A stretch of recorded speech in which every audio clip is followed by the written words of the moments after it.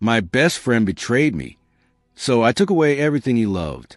Berlin, Germany. Revenge story. You know how people always say, don't mix friendship with love? I didn't believe in that rule.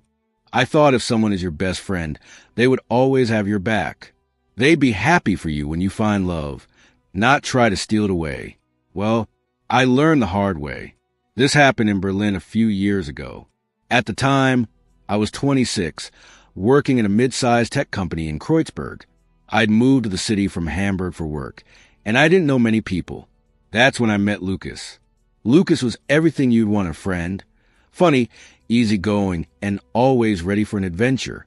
We'd grab beers at a local spatty at 2 a.m., go to street food festivals, watch football together, and talk about life.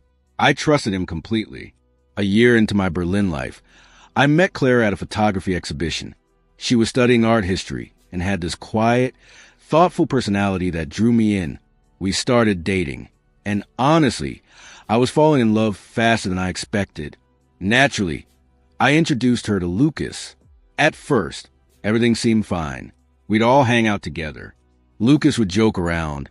Clara would laugh, and I'd feel lucky that my best friend and girlfriend got along so well. But over time, I started noticing things. The red flags. It began small. Lucas started texting Clara directly about random stuff, like suggesting a cafe she might like, or sending her memes. I brushed it off. I mean, they were just friends, right? Then I noticed he would always sit next to her when we were out. If I went to grab drinks, I'd come back and find him leaning in close, talking in low voices. One night, we were at a bar, and Lucas made a joke about me that was a little too personal. Clara laughed, but it wasn't the playful kind of laugh. It was more like she was agreeing with him. That night, I went to bed uneasy. The betrayal. One Friday, Clara told me she couldn't meet because she had to study for an exam. Fine, I thought. I'd hang out with Lucas instead. But Lucas didn't answer my calls or messages all day. Something in my gut told me something was wrong. Berlin is a small city, but I knew Clara's favorite cafe in Prenzlauer Berg, the one she went when she wanted to study. I decided to walk past just to, ease my mind. And there they were, Lucas and Clara, sitting at a table, heads close together. And then he kissed her. I froze. It felt like the air had been punched out of my lungs. I didn't storm in or shout. I just stood there, watching my best friend's lips on the woman I loved, feeling my entire chest burn. I left without saying a word. The silent plan. I didn't tell them I knew. For the next 2 weeks, I acted completely normal. I laughed at Lucas's jokes. I texted Clara sweet messages. Inside, I was a volcano. And here's the thing about me. I don't believe in loud, messy revenge. I believe in precise, surgical strikes, the kind that leave the other person wondering how their life fell apart so quickly. I knew 2 things. Lucas cared more about his career than anything else. His position at our company wasn't as secure as he thought. I also knew something he didn't. Our company was preparing to expand into a new market, and the managers were quietly assessing who to promote. The setup. I volunteered to work with Lucas on a big project, a software rollout for a major Berlin client. I offered to handle the boring documentation while he did the client presentations.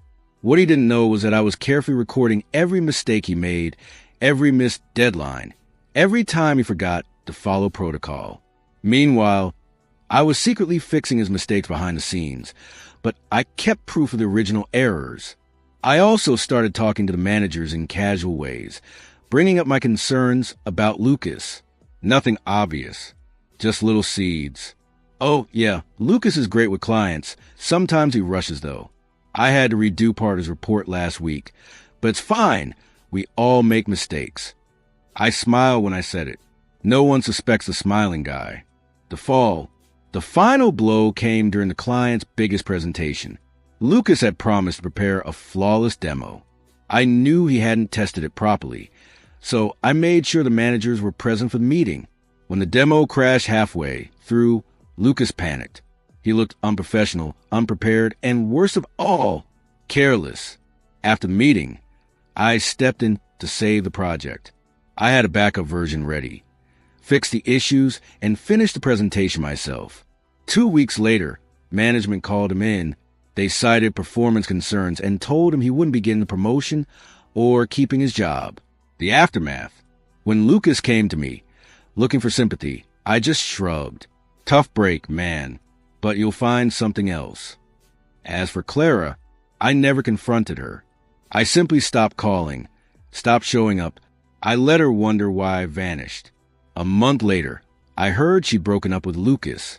Apparently, he was too stressed and distant after losing his job.